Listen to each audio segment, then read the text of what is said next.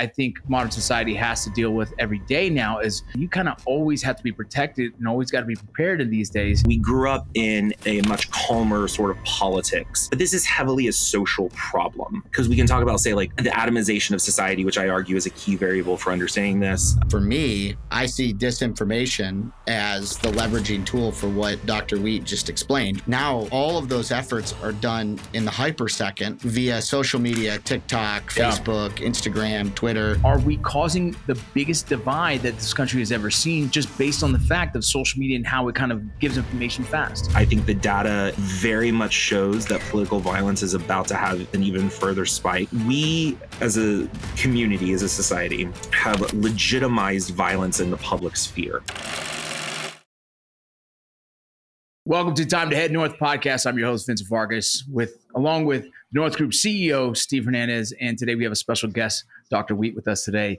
Dr. Wheat, I wasn't sure what we were getting into in this podcast, but I'll tell you this. I looked at your background, a lot of cool stuff. Even your latest Substack on why men need friends was very fascinating to me because it is something that I actually do a lot of research in myself.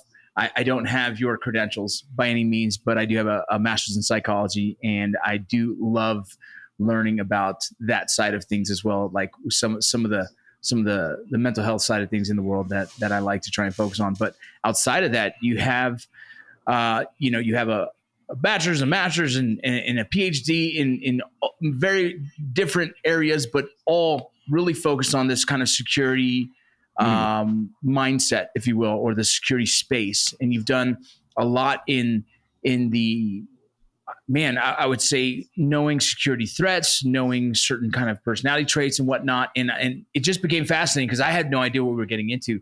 And so first and foremost, if you don't mind, I'd love to hear a little bit of your background and bio for the audience to better understand who we're talking to.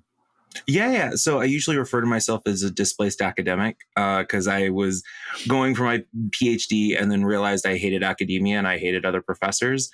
And so I'd done all of this security training in the preparation for being a researcher and realizing that wasn't my path, and serendipitously fell into doing geopolitical risk and security analysis for AS Solution, contracted to Microsoft, where I met Chuck Randolph, and he opened up this whole world of security to me. And I've been very lucky in the diversity of things I've gotten to do because I've, worked for strategic cybersecurity analysis, done red teaming analysis, worked for NGOs, and been able to publish research through like the Andrew Marshall Foundation and Military Review, where I've gotten to do research on warfare and the role of corporations in conflict. So I have like a varied background that you don't normally find in sort of security people. They tend to be much more niche focused. Yeah. And I've been kind of lucky to be able to make a career out of doing a whole bunch of things. But the great thing about that is I can bring this sort of generalized approach from a multiplicity of perspectives to assess and understand potential security issues. Love that. Well, then how did you guys get connected, Steve? No, I'm sorry, I don't mean to cut in, but it's really funny because we met at a conference and I told him he was wrong, and very forcefully. And that's actually how we met. I love it. Not very many get to not very many people get to tell Steve that he's wrong. So I don't know about that. I don't know about that. Every day I've got two kids that tell me I'm wrong, and my wife sometimes. So, and I tend to listen, but it actually came from a really good place. He was like, and I forget, what were we talking about when you told me I was wrong? You were doing the nature of threat assessment, and I was arguing that a Bayesian statistical approach would be far more efficacious than the risk Carver rating analysis. Yeah. And we still don't agree on that, mm-hmm. but nevertheless, we have good conversations about it, right? Part of the conversation I wanted to have was about, there's a myriad of political targeted violence. There's a myriad of event security risk going on. And really what I want to dive into is to have a conversation, because I've got a former, federal agent here. I've got Dr. Tristan Wheat here, and then I've got myself, and we eat, breathe, and sleep this. I think at least I know Dr. Wheat and I do every day. And Rocco, you're still heavily involved in the national security footprint. Absolutely. I think we could talk about all things threats to the United States, targeted political violence and event safety and security. And I think what we're seeing and what we are expecting to see in 2026, I think that'd be a great conversation. Yeah. Mm-hmm. Yeah, it is fascinating, all the things that are happening right now. And I don't know if you guys think like I do, but even just going to this weekend was a concert, and I'm always just like, man, is it worth going to the concert and enjoying myself, or is there a potential for a threat to happen at the concert? And this is something that I think modern society has to deal with every day now, is you either in that thought process or not. But most of us who kind of lived a life of like military, law enforcement, or whatnot, kind of live in the space of like, man, you kind of always have to be protected and always got to be prepared in these days. Dr. Weed, I'd love to ask a question for you. Is like, you've seen kind of the political climate where it's at right now, from immigration, from, you know, the Charlie Kirk assassination to, innocent woman being murdered on the subway. What are your thoughts on why society has even driven more towards this direction right now? And, you know, do you see a change that potentially can happen? Is there something that needs to be implemented nationally that can hopefully kind of soften this so it doesn't get so aggressive? And I mean, from my perspective, like where it's at now, where's it going? You know what I mean? How bad can it get, you know? And so I'm very curious to know, from your experience, from your expertise, what are your thoughts on that? Well, I would draw from two historical analogies, because the kind of political violence we're seeing is unusual for our lifetimes, because we were all born, you know, post 1975. And so we grew up in a much calmer sort of body politic than previous generations. But there were two periods in American history, the late 60s to early 70s, so really 65 to 75, that saw this kind of violence, where you had mass terrorism, left-wing terrorism in particular, ethno-nationalist terrorism. You had major geopolitical upheavals with the Vietnam War, détente with the Soviet Union, and then a series of major political assassinations that occurred. And so it feels very similar to what we're doing now.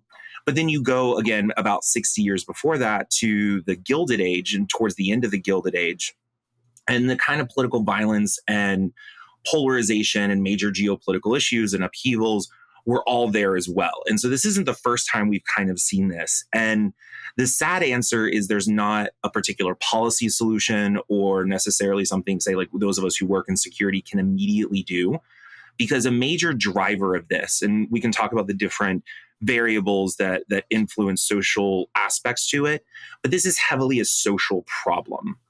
Because we can talk about, say, like the atomization of society, which I argue is a key variable for understanding this, and how you just mentioned, I talk about like male friendship as a regular thing. And now 1 out of 6 men don't have friends. So it doesn't have a socializing influence to make you part of the community. That's just one aspect. And then you have, Robert Putnam's concept of bowling alone. So we no longer have these third spaces for people to go to and maintain part of the community.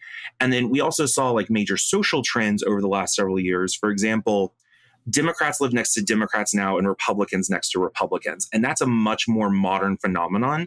Communities used to be much more politically mixed. And so quite often you can go a long period of time without finding a serious person who disagrees with you, because sociologically, we don't quite know why this happened, but basically people decided to live only next to people who kind of agreed with them. So that like contributes to polarization as well. So drawing all of this together is, I think we're seeing the same kind of analogous periods to the Gilded Age, to the revolutionary periods of the 1960s to early 70s, where you're seeing similar social problems that, again, don't have necessarily an easy policy fix or security fix, because it is so socially and culturally driven.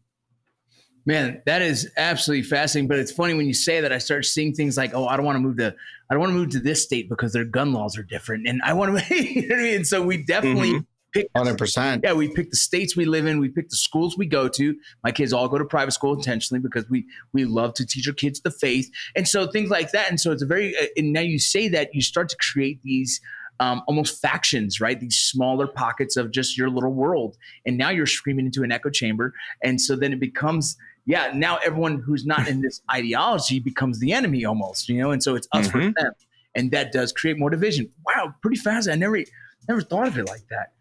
Steve, like is there a reason why you live in Michigan? Was it because of family, or is it certain laws or certain beliefs? I mean, the family thing, I guess, brought me back here, right?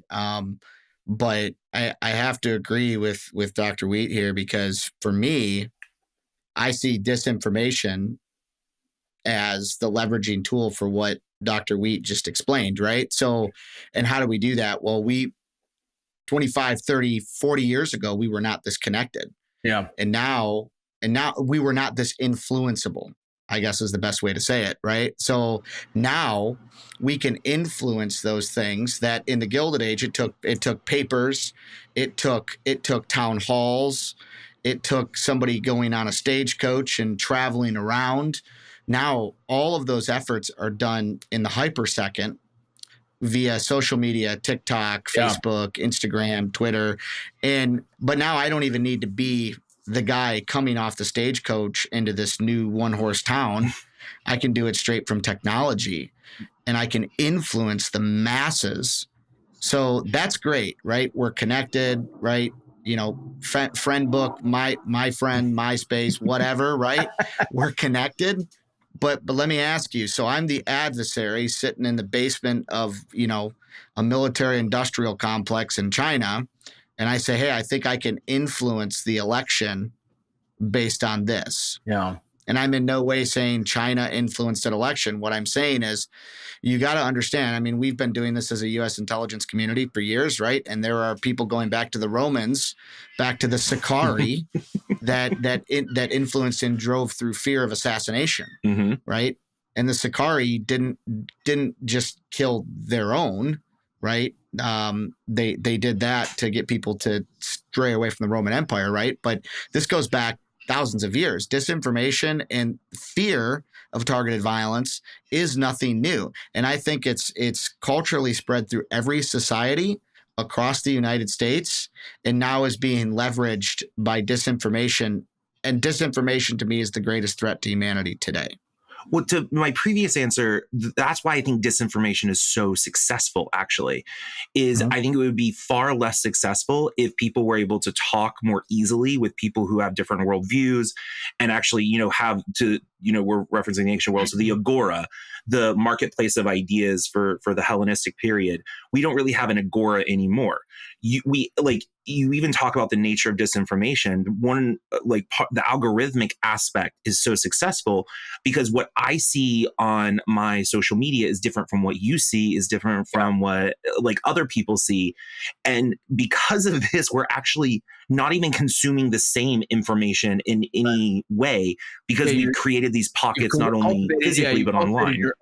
Your own algorithm based on what you watch, and so then again it creates the echo chamber of what your own opinion is, and so we're all watching what we essentially have cultivated, which is, well, like I was saying, is I think that's interesting. What Steve was saying is that, which makes me question all these years. You said this isn't new. We've experienced this as a country before. In the '60s, from political assassinations to the war. A lot of the protesting against the war and whatnot. But the difference between them is it's so hard to give information. Now we're in this information bubble where there's so much information. And there's so much information, caveat to your ideology or your ideology, and so we're creating this almost a harder place to find where truth lies, because there's so much information. What is truth anymore? The places that we used to be, we used to trust. The news would be a place where we wouldn't have a left or right intention. It would just be the news. My mom and dad were so trusting of it. Now they still believe in the news, but I'm like, well, which news are you watching? Because I know it has a kind of a narrative spin to it. And so this new version of that becomes very dangerous, in my opinion. And does that make you fear at all, Dr. Wheat, that we are now headed in a direction that obviously we've never seen and what could happen? But I feel personally we are more divided. Now, I didn't live in the 60s. I can't tell you. But I feel because of so much misinformation, so much information, are we causing the biggest divide that this country has ever seen, just based on the fact of social media and how it kind of gives information fast? I wouldn't say it's the biggest divide, because we did have a civil war, but the type of divide, I think, is what's really important to focus on. Because we talk about, say, misinformation or disinformation. we fought a war over disinformation back in 1898. Remember the Maine, when the explosion of the Maine in Cuba led to the Spanish-American War? That was disinformation. We now know it was completely factually not true. So this isn't the first iteration of this phenomenon, but as Steve was kind of referencing, and you were as well, like the ease of this information is so much the problem. And I'm going to go back to the concept of culture for this. We could break this. If you started doing basic fact checking of memes, for example, instead of you sharing them every time you just see something with which you agree, or we understood basic critical thinking aspects, like what is the nature of cognitive bias? What is the nature of a heuristic? If we, push this, I think it would have an ameliorating effect on the kind of thing you're talking about. But to your point of, we are definitely the most divided we've been since we really started collecting data. And we can say that objectively, where not only polarization, and this is both a left and right thing, the polls have significantly moved. And we can talk about the political influences of this. I tend to blame the primary system as another variable that I would put in, because really we see this polarization post 1972, when both the Democrats and Republicans had a primary system that encouraged sort of greater extremism because you're appealing to a smaller portion of votes. And then you win your district because Democrats are living next to Democrats, Republicans next to Republicans. So it doesn't encourage the same level of dialogue. So I would argue the size of the information, the amount, of course, it's overwhelming, especially those of us in security. My goodness, I read the news 3 to 4 hours a day because I have to keep up with everything from a Japanese election to, protests in Quito, Ecuador. So like I'm consuming so much every day that, your Intel analyst from 40 years ago would have been overwhelmed with that, but we've kind of gotten used to it. So there's no way to close the tap. But I think what we have to focus on is, okay, how do we actually engage that kind of information then, and bringing back like basic concepts on socialization and education towards something like real critical thinking. And by that, I don't mean that in the nonsensical SAT version. I mean, how do you actually engage information to test assumptions, different hypotheses, have that more scientific mindset? Well, I want to give you an example of kind of what we just went through, right? So last night I was looking at, social media, and this thing came on with a current governor who probably will run for president at some point, stating that never in history has the military been deployed in the United States. Never in history. This has never happened. And I got to go back to 1992 in Los Angeles, right? During the riots, right? During the Dr. King assassination in 1968, during the Detroit riots in 1967, the civil rights era from literally 1957 to 1965. And then I got to go back to the big one, which is, the 1957 Little Rock, Arkansas, where President Eisenhower federalized the Arkansas National Guard and deployed the 101st Airborne Division. So, but my point is that piece of information, due to the layman understanding, when they hear that, is now that creates a further civil disobedience towards peace, in my opinion, right? Which then creates more disenfranchised behavior, which now builds targeted violence rhetoric. So I guarantee we see that individual quoted, and rightfully so. And I don't think there's anything wrong with the statements other than maybe the context are unfactual. And maybe even the clip I saw was taken out of context. And that's the other side, is if you are an influencer, now what you say can be, let's talk about deep fakes, right? Yeah. The hyperspeed at which disinformation travels that's already been modified by AI consuming it. I got to go to the point here of, if I want to target someone, how does that, and let's talk about counterterrorism because all three of us are pretty well versed in it. Radicalization, right? So you have money motivation, you have ideological motivation, you have, compromise, right? Or coercion, and then ego and emotion, right? We're using the MICE acronym there.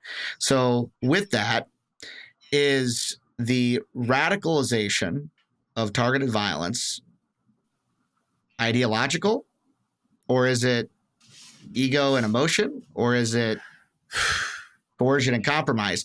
Or have we allowed social media to be able to deploy all three espionage influence factors, and even in some cases, we're seeing money be a motivator. Mm-hmm. Yeah. Right. Yeah. I think there's a big emotional intelligence factor here that some people who emotionally respond is part of that, right? There's a lot of emotional responders, especially in the immigration conversation, the same kind of conversations, like, if for some reason people kind of lose their mind, and you see this on social media, a lot of people kind of lose their mind. And that comes like, wow, why would someone who has a normal job, who 9 to 5, see something in the media and then go straight to their Facebook and make a post that ends up getting them fired? And you're like, what is that, right? But that's part of the same conversation of like, that's not an ideology as much as it is more of an emotional interjection of the situation, which then is like, well, then that's an emotional intelligence conversation? I don't know. Well, and then the lone wolf side of this, right? So, Vance Bolter decided he was going to target, the state reps in Minnesota, right? Mm-hmm. Which was a horrific incident, but a very well deliberated and thought out plan. Police gear, tactical gear, did his own advance work, target list, the whole nine. Go to the Charlie Kirk assassination, right? All of which is incredibly wrong and should not be the way that we deal with things. What concerns me is the lack of call out to de-escalate, right? Across the board, because at the end of the day, it doesn't, I think I know from my service, and even you, Rocco, that ability to defend somebody's freedom, if they're an American, doesn't have an expiration date, right? Yep. And Doc, you understand this very well. Our job is to protect Americans and innocent lives. And at the end of the day, wake up every day and do that. However, what I don't understand is why there is not a greater effort to look at this on some level when targeted violence starts to become the solution. We did this very well for many years on radicalization domestically. We investigated and focused on people that had radical tendencies and behaviors that were going down the pathway to violence, right? But they had a group, they had a support function behind them. What do you do when you have a whole society that is being independently radicalized, untracked, unvetted through the disinformation problem? How do we tackle that? I'd love to. What's your ideas on that, Dr. Wheat? Well, I wouldn't actually start with it because I think that's a downstream problem. It's a symptom, not the disease, to use it simplistically. Okay. And so exactly what you're saying, the de-radicalization efforts happened on a community basis, and they were relatively successful because it was community oriented. And so you had people, one, reporting radicalization. They're saying, hey, my son or my friend, like, they're starting to consume this literature that is encouraging them to commit violence. We have to have some sort of intervention. And so what you're saying on the individualization part of this is what makes it so difficult. So that's why I think it's like a downstream issue rather than what the fundamental problem is, that atomization of people. And so I very much agree with you that politicians in particular should be working on turning the temperature down and calling out political violence. That should be sort of like a wholesale, hey, we can all agree political violence is bad. But I don't think that's going to actually solve the fundamental problem that I don't think has a security solution. And we can talk about this in the nature of terrorism, because terrorism is also a little more complicated on this, where we know you need a complicit society, but that's a very loose term for terrorism, because you can find that society online, or you can go seek out like the radicalized elements and actually join them and everything.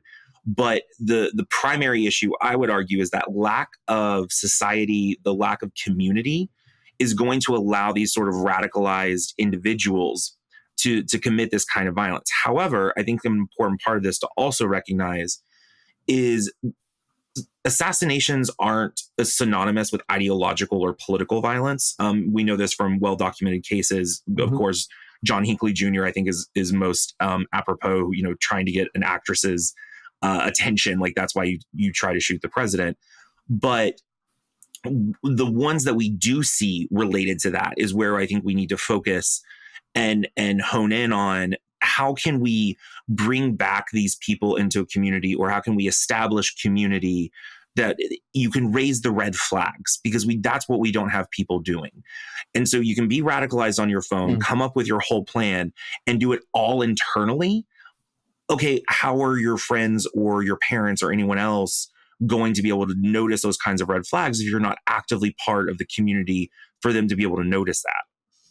Yeah, that's interesting, because it's similar to what we use in the veteran community, where we have these like socials, and you have socials every so often, every 2 weeks, every 3 weeks, and someone doesn't show up. Then it's like, oh, that's an indicator that they're going through something.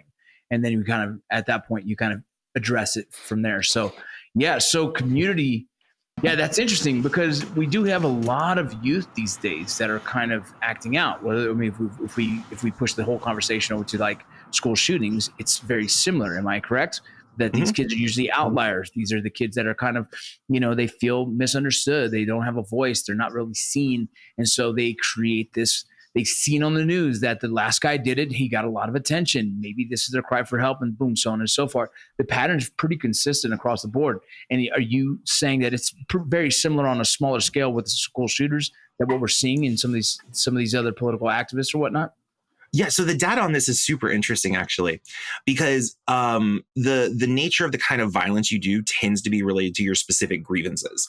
So, for example, school shooters are young. And I don't just mean like teenagers, we know this, but usually in your 20s or something like that. Basically, we see school shooters disappear after the age of 35. And what do they convert to? Workplace shootings. And so it tends to be very much related to whatever grievances you are particularly having in your age group and your part of life.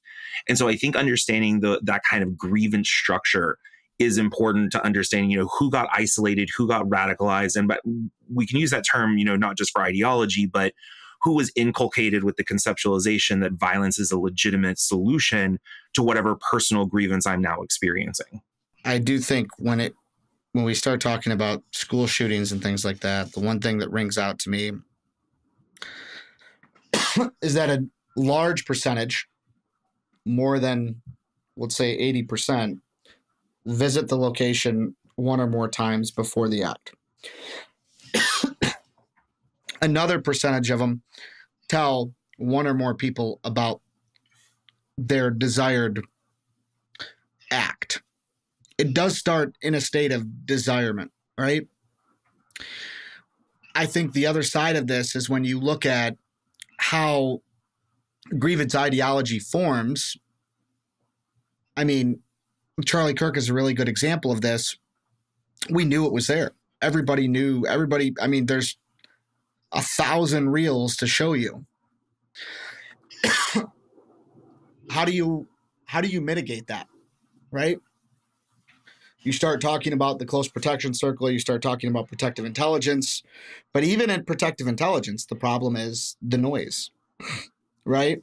Mm-hmm. I mean, I will say that I think the Secret Service does protective intelligence better than anyone. They do it very well. They're very, very focused on it. And I think that's probably what makes, them better prepared than most. I would also say that if schools get out of their own way and just talk about the concerning behavior, and let's start at concerning behavior, unusual interest, right? Then let's go to, does placement and access exist, right? Is there a grievance formation occurring real time? And then from there, that's really where an intelligence apparatus, a protective intelligence, whether it's law enforcement or private sector or school resource, school safety committee, whatever, needs to intervene and do an interview. We are so afraid, and I see this all the time in the private sector. I've even seen it in law enforcement. Knock and talk. Yeah. Right? Like, just do a knock and talk. Mm-hmm. right? If you're a deputy sheriff, if you're a township, city police officer, and you have information to believe that this minor or this individual might carry out an act of violence, I know we come on the premise a lot of times, and I'm saying this as a law enforcement officer, right, that law enforcement engagement can only be, conducted at the time or commission of a crime. I think we have to get away from that. I think we have to investigate suspicious behavior. It's no different than me rolling up into a parking lot and some guy is standing in a parking lot at 2 a.m. with his trunk open, right? And, he's wearing combat boots and a camo jacket and, has a swastika neck tattoo. Am I forming an opinion? Maybe. Right? Am I wrong? Articulable facts. Right? And I have to articulate that in my report, but do I have probable cause to search the vehicle at that point? No. But do I have reasonable suspicion to go make contact with the individual in the dark parking lot at 2 a.m.? Absolutely, I do. And I think that we have to look at building out our threat matrix that way when it comes to particularly people that could have concerning behavior. Concerning behavior is that suspicion to engage, right? Suspicion to contact. I have a reasonable suspicion to feel that something might be off. And that is police work at the end of the day. That's what good police work involves. But I think investigators, security professionals, EP agents, right? Yeah. We have to allow situational awareness to dictate what's going on in our environment. And is the baseline now changing to the anomaly factor? And what's our anomaly factors? And do they coincide with concerning behavior, placement and access? I know some people, I think I consider myself included in this, some people that do this at Boyd's loop speed, right? Observe, orient, decide, act, and it's there. Like, this is off, right? And I think, and I don't know, Rocco, if you agree with this, but like, I know my wife, for starters, is better at this than me. Because me, I'm just like, hey, if it's going to happen, like, sun's out, guns out, let's do this, right? She's like, that's wrong. I'm uncomfortable. That's weird, right? And I think that the intuition of that is so important. And I don't know how to stress this to like school administrators, hospital administrators, universities. It's okay to have uncomfortable conversations. Yeah. What's not okay is to run from them because they're uncomfortable. Well, yeah. Okay. So I think a great thing that you were working through, that the EP, the close protection community and security hasn't done well, not just what you're saying. We don't have a lot of great data-driven assessments on all of this. And so a lot of the things you're talking about, not just the intuition, but what we call pre-attack indicators or behavioral threat assessment, large portions of that come from personal experiences of the protectors, not from a data-driven assessment. And so this is something I think the close protection community really needs to work on. This is why I started the journal, the Close Protection and Security Journal, so we would have a space for academic kind of research on this, where we can put together the relevant variables and indicators from a true statistical assessment to be able to do exactly what you're talking about, so that I can give you not just, from Rocco's perspective or Steve's perspective or whomever's perspective, that they've done this experience, they've gone through this thing, so they understand, okay, this has happened before, but I could give it to a new trainee or to someone and say, okay, here's actually what the data shows on each of these potential attack indicators and potential mitigation strategies, because we don't study that either.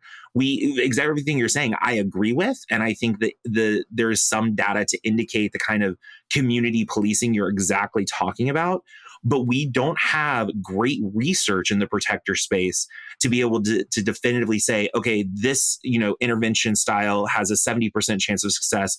This one has an 85% chance of success, depending on what variables and indicators are present. So what I will argue against, the only point I will argue against on that is all details fail in the advance. And what I will say is there's enough data and some firms will do this. I will say that 95% of the close protection space shows up and does the work with no pre-work, right? To your point. I will say there is a 5 to 10% margin, and I can tell you that we definitely try to operate, and I know several other firms that do operate in this deep pool of folks, where the threat data drives further intelligence, protective intelligence, which then drives a security plan. It's funny because I've had people in the past write a security plan before the threat assessment. And I'm like, and I lose it. I'm like, hey guys, we can't, girls, we can't do this. We can't write a security plan without threat assessment. Why are we securing it to the level we're securing it, or not securing it to the level we should, based on what, to your point, data. Yeah. Right. So I do think that, and the data for us is a lot different than, kind of like the computing data that you might get in statistical analysis. The data for us is how many doors are there? How many entry points are there? Is there vehicle? Is there, where's arrivals and departures? What's the placement and access to that? How many placement and access points are there? Right.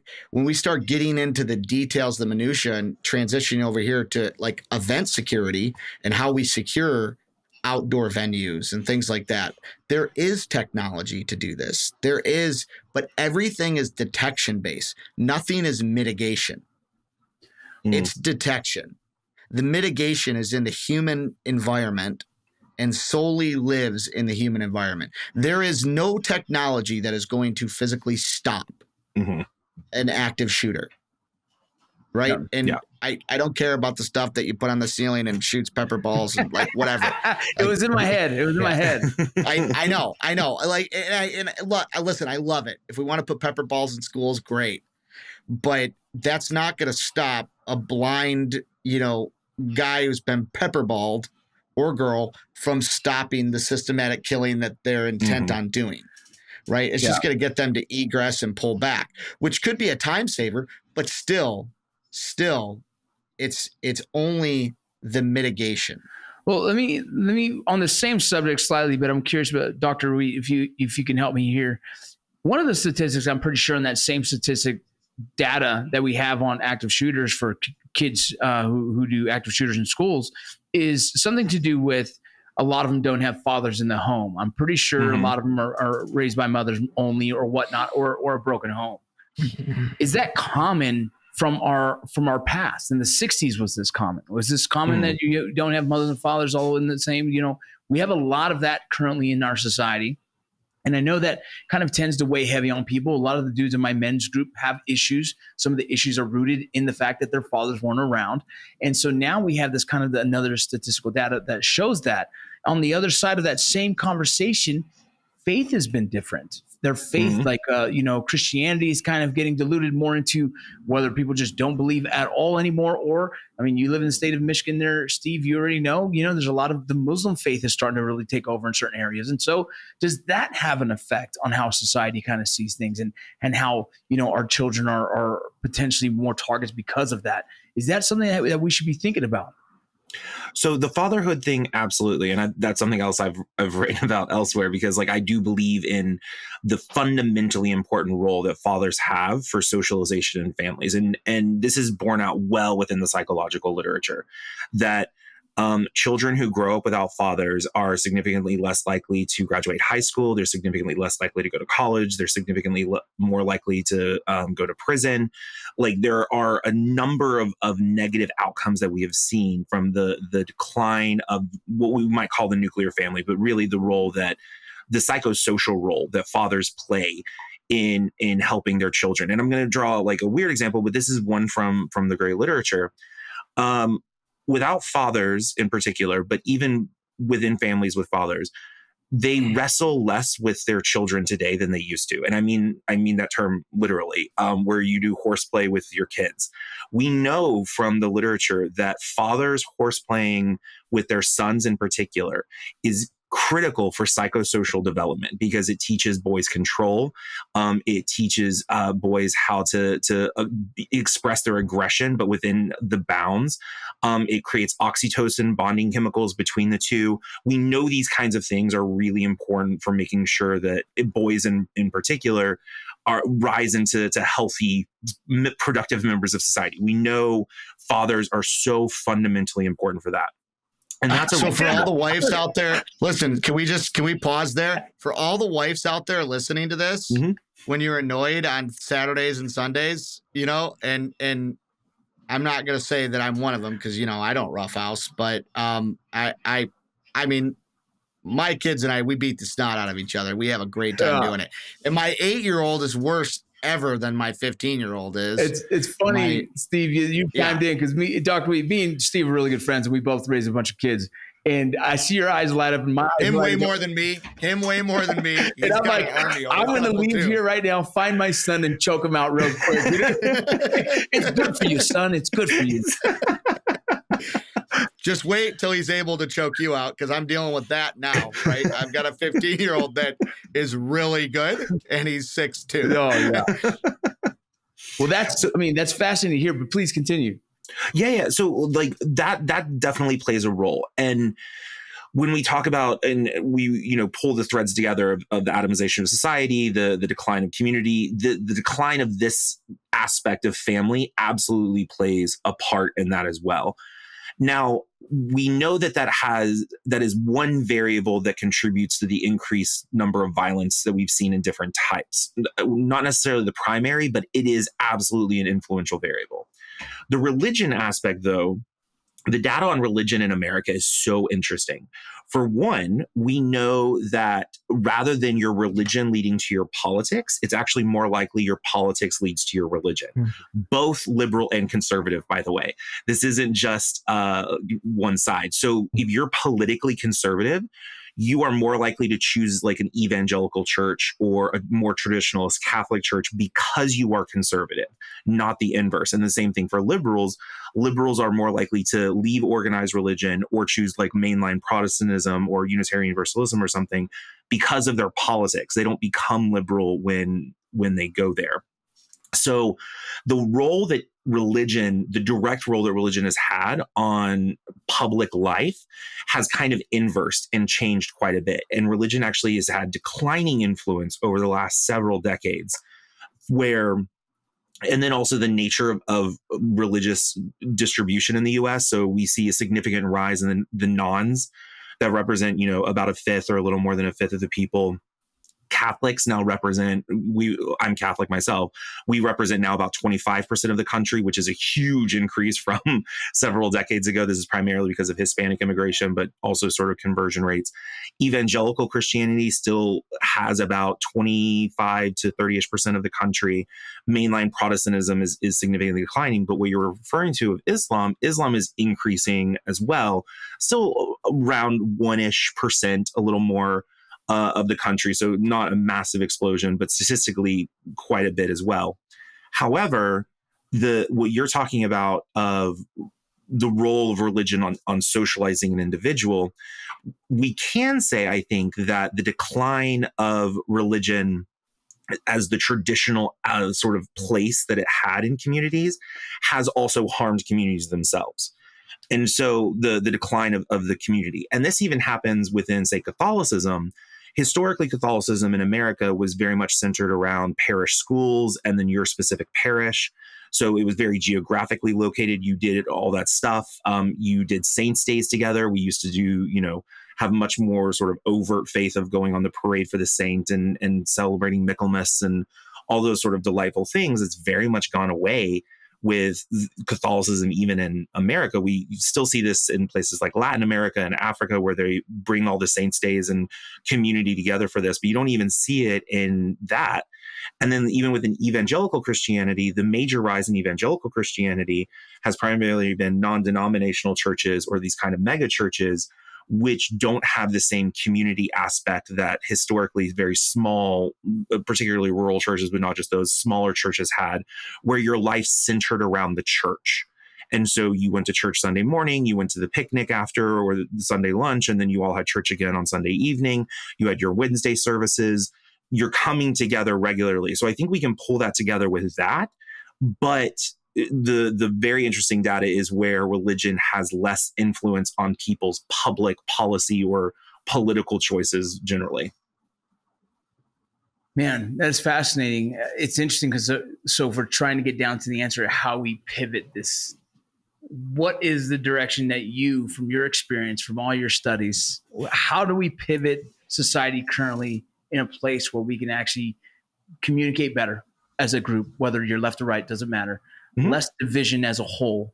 How do we use social media to benefit us instead of further harm kind of society as a whole? So what are some of the steps that we need to take as just a country to kind of really start seeing, I guess, more of the light at the end of the tunnel instead of the fear of what's potentially to come? Well, when we talk kind of a solution base, most people don't like when I respond this way, because I'm a philosophical communitarian from the Scrutonite tradition, but also sort of a Burkean as well. And this is what Burke referred to as the little platoons.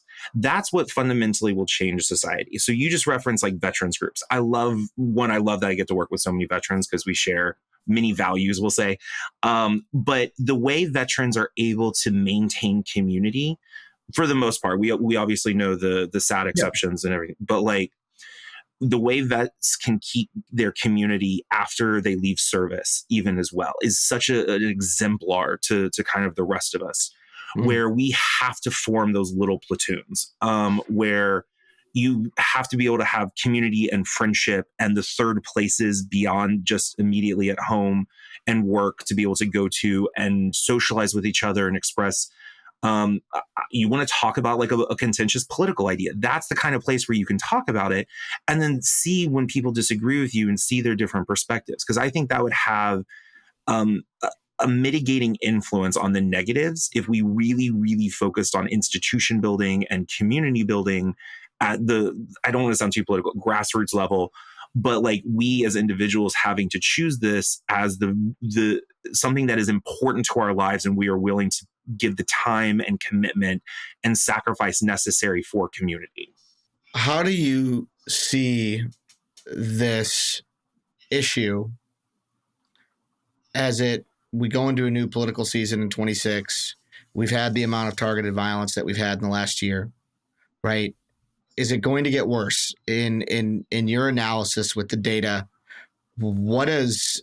Because you know me, how I love us to predict things. And we've got a good track record right now. Not good, but like kind of a accurate. Horribly good track record, accurate, right? What does the next 12 months look like? And is it going to get worse for our listeners? Is security top of the mind for the next 12 months, or is it going to titrate down because everyone's going to be happy because of Christmas?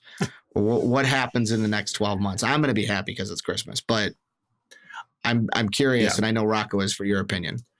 I'm quite pessimistic about this. I think the data very much shows that political violence is about to have an even further spike. CSIS, the great think tank, just published a report about 5-ish weeks ago on how this is the first year that left-wing terrorism has had more attacks than right-wing terrorism since they started recording data. And that's a huge indicator of, okay, we've consistently had right-wing terrorism for the last 40-ish years. And now we're seeing left-wing terrorism increase massively when it comes to number of attacks. They still don't kill as many people, but that tends to be about inefficiency, not lack of violent motivation. So we have like that data point. We have new surveys that show an increase in the number of people who think political violence is legitimate. So one of the first times Steve and I talked about this, there were 3 independent surveys from the University of Chicago, University of California, San Diego, and PRRI, which is a polling firm. 3 independent surveys had about 25% of the population believe that political violence was legitimate. Now, we have recent polling that says not only is that true, it's also increasing in areas or with groups of people who previously opposed that political violence, who didn't think it was legitimate. And we've seen this survey data, especially on the recent targeted assassination of Charlie Kirk, but also like, would you support, or would you think it's legitimate that Donald Trump is targeted again, or Elon Musk? And then you see this sizable part of the population that basically says yes. All of that comes back to what we were saying. We as a community, as a society, have legitimized violence in the public sphere, whether we intended to or not. And I don't think it was intended, but the nature of polarization, the nature of atomization has legitimized political violence for a sizable part of the population. Now, what's really important about this is it's not that we're suddenly saying, oh, 25% of the country is suddenly going to become violent. Because we know even terrorism is actually quite rare. Assassinations are actually quite rare in the mathematical sense. But when you suddenly go from this small group of people believing political violence is legitimate to this size of group of people, we now have a greater pool of potential violent threat actors. And that's the bigger issue. That's why I don't think it's going to get better in the short term, especially over the next 12 months. I don't think it's going to get better over the next 24 months, because I think the data shows that we have not accepted, or we're not willing to promote and say political violence is bad. Let's start implementing things to control this. Let's increase the security that we need to increase, because that's something we can absolutely go through of how do we as security professionals now approach this differently, which I think is a very important question to ultimately come to. So we have to accept, in the analytic sense, not socially, we have to accept analytically that violence is significantly likely to increase over the medium to long term. We can all agree that wet work is real, but that type of work, less common in the United States, is primarily done through accident. Right? Car accident, slip and fall, right? Cardiovascular. The data's out there, right? But to your point, public assassination, which is different, right? Because it's for tallies, votes, and rallies, right? I'm using an old 1700s term there, tallies, votes, and rallies, right? So my question is, at what point, because I know that like a lot of the bubbas out there are having this conversation, okay? Like, when is enough, right? Because I do believe that, we also have that NCTC report that came out a few weeks ago, a month ago, about Al-Qaeda, right? That's a big concern. Do we see a conforming or an alliance between political factions to domestic terrorism? Because the enemy of my enemy is my friend. Is that a concern, right? Because there are people out there, cartels, for example. Are there cartels going to associate themselves now with rival factions that don't like the current presidency of the United States, the current executive office, right? Are we going to see that with maybe supporting domestic terrorism? This is where like the insurrection piece, the whole threat volatility in my mind starts to raise, is because if I can convince 10,000 people that they should carry out acts of violence, and then I partner those 10,000 people with domestic terrorism, and then I partner that domestic terrorism with means, placement, access, capacity of a cartel group that now is, vociferously telling people that they're going to target the United States and people coming to Mexico. I mean, it's kind of a recipe for disaster if you put it all together, right? I think it's plausible, but unlikely. And not because they wouldn't want to, we'll say, not because these threat actors wouldn't, dream of being able to form alliances and have a real capability. I think they're inept.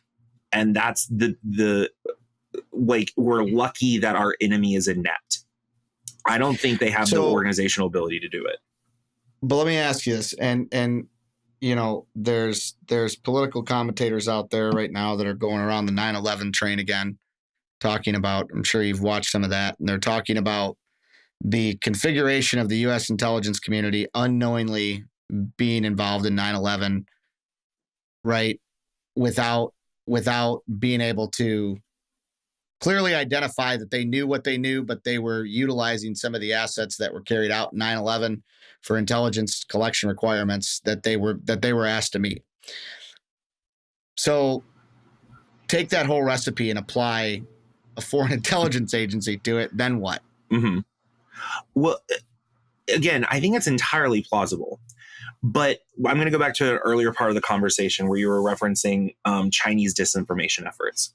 The Chinese are abysmal at disinformation. It's actually laughably bad how bad they are. The Russians are so much better for a variety of reasons. They have 100%. Way more experience, etc. Now, that's something that the Chinese could learn if they were willing to take the time and effort and be able to do that. We haven't seen evidence yet that they have learned to do disinformation well. So this is where I'm going to draw the comparison to what you're saying. I agree with you. I think that's entirely a plausible scenario. But until we see the kind of organizational element that a foreign intelligence agency was willing and capable of working with these groups, I don't think you're going to see that kind of action occur.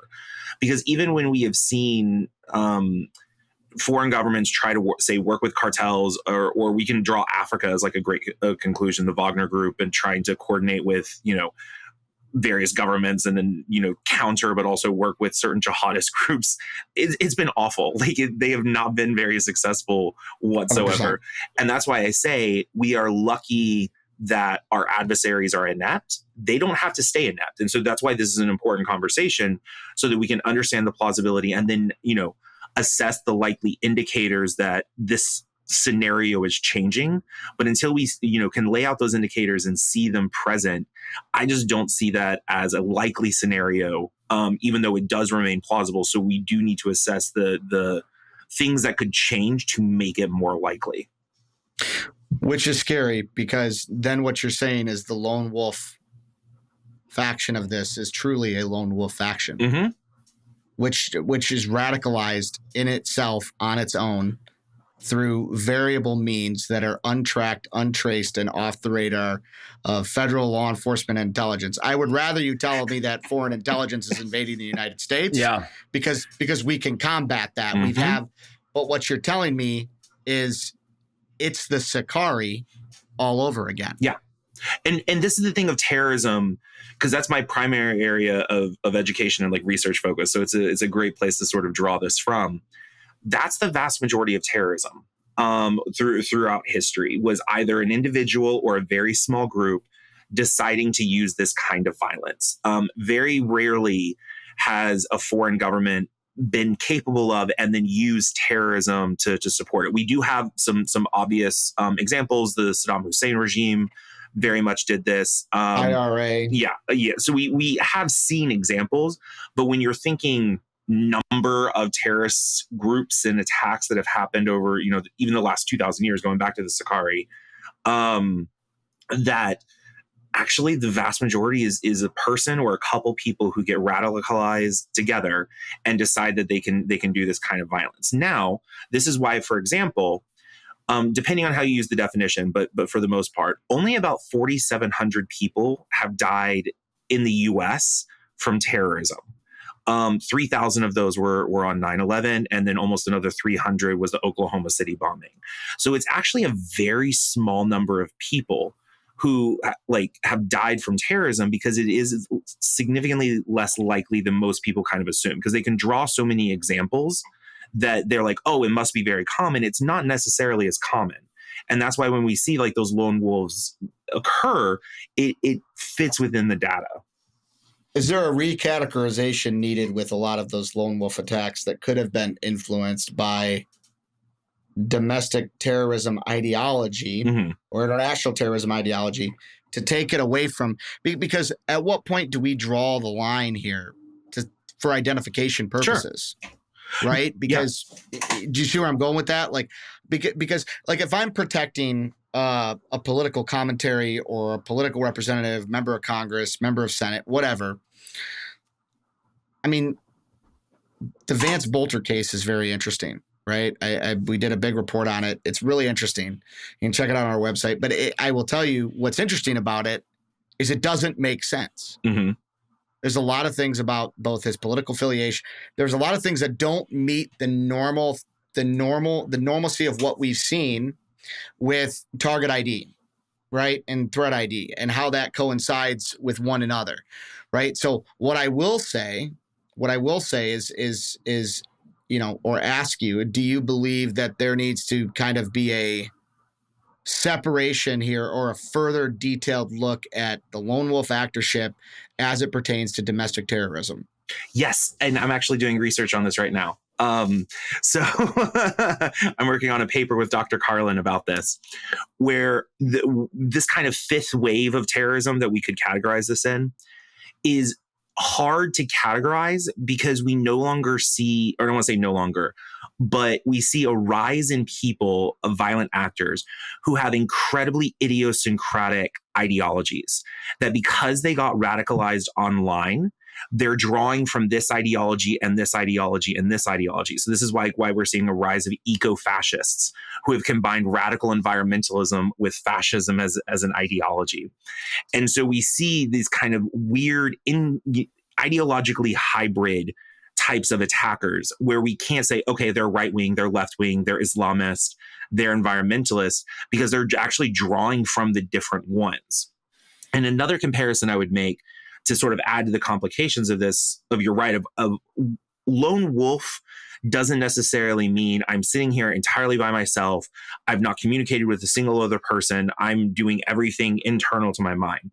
Because we've categorized as lone wolf, for example, Islamists who were inspired by ISIS, because one of ISIS's tactics, which differed from Al-Qaeda preferred to send terror cells to various countries and then have them do it. ISIS's approach was to inspire local potential Islamists to commit violence. So is that international support? Well, they didn't give him, these attackers material support, but they gave them the intellectual support. They gave them the basic ideas, how to do it, what kind of targets to go after. And so even though it wasn't truly coordinated, they were able to inspire what we call lone wolf attackers or lone wolf terrorists. And so taking those two things together, I completely agree with you that we are very likely as security professionals going to need to reassess how we analyze terrorism, because we're not going to be able to fit it into these nice, neat boxes that we've been able to do for the last 200 years. They're changing. Is obfuscation a thing there? If I'm the enemy and I want to obfuscate to not draw attention to further efforts, do I make it into that lone wolf bucket, knowing that law enforcement, knowing that the intelligence community will not hone in on my group? Mm-hmm. I mean, I'll look at, Antifa and some of these other groups that don't necessarily, they haven't conducted acts of terror yet, per se, by the legal definition. Mm-hmm. But by proxy. I just got to go back to the by proxy environment that we've seen in our previous lives here, right? Of using by proxy actors or actorship to carry out the main motive, which is death and destruction to the West, mm-hmm. right? Or to the West's political system, or to the West's, it all goes back to death and destruction to the West, mm-hmm. right? So why take out, why did Vance Bolter do what he did? Right. There was an agenda there. Mm-hmm. There was an ideological agenda there that was formed or convinced through some means. Same with the Charlie Kirk assassination. Same with the attempted assassination on the president. Same with a myriad of, go back to the ideological targeting of Brian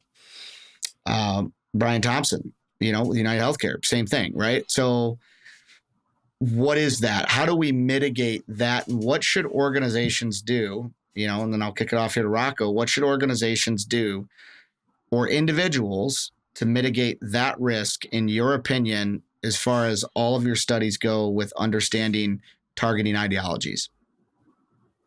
Yeah, I think Dr. Wheat, I want to hear his answer on this. For me, it's like, you and I know, Steve, we talk about security quite often, there's not enough people being proactive in the security space and just, hiring the right amount of people just to secure from point A to point B and just be ready for the worst case scenario. Nobody wants to pay for that until it's too late. Then then it's like, oh, I should have, I could have, I would have, and in every scenario that we've seen, even every attempted, assassination on the president, like all of us know, like, why was he not covered? Why was he not this? And so we can do that all day long. But for some reason in this world, in this environment, not enough people are thinking about all the angles that we need to protect so that we don't have this conversation later of like what we should have, could have, would have. What do you think, Doc? Yeah, so I'm going to draw the comparison to the 2018 YouTube shooting. Tech loved open campuses, and to a certain extent they still kind of do, because it fits within, their idea of like move fast, break things, like we're not going to be hampered by like offices or, proper chairs. So like the YouTube campus was very, very open. And then you had the shooters come in and you immediately saw the conversation change in the tech space, because that's where I was working at the time in security, where suddenly it's like, oh, maybe open offices aren't great for this. Maybe open campuses aren't great for this. And it was the inability to imagine. This goes back to, the basic critique of 9/11 and the CIA and the FBI is they had a fundamental lack of imagination to see how the different parts could be connected. And now we connected to what Rocco was saying about, why didn't they have this cover here? Or why didn't they choose to go in this direction?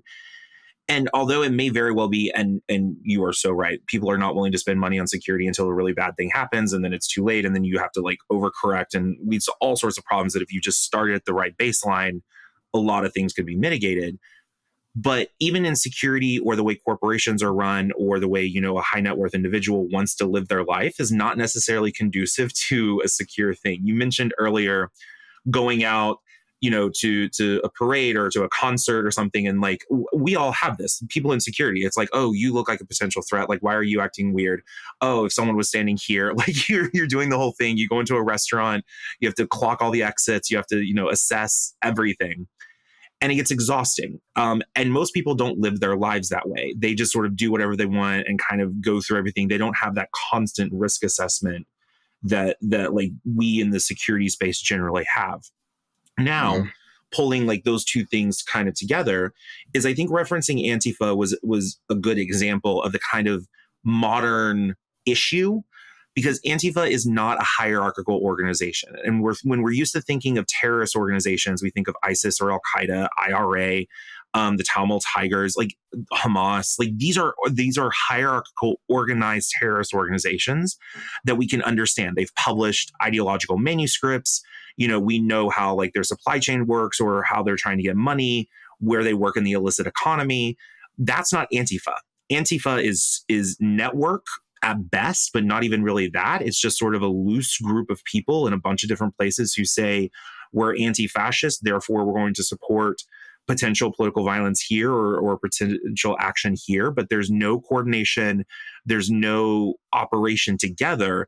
And so in the counterterrorism space, or even in the security space, how do you track, how do you determine, what kind of networks are connected together when there's no central aspect? So is this person operating with this other cell, or do they even know each other?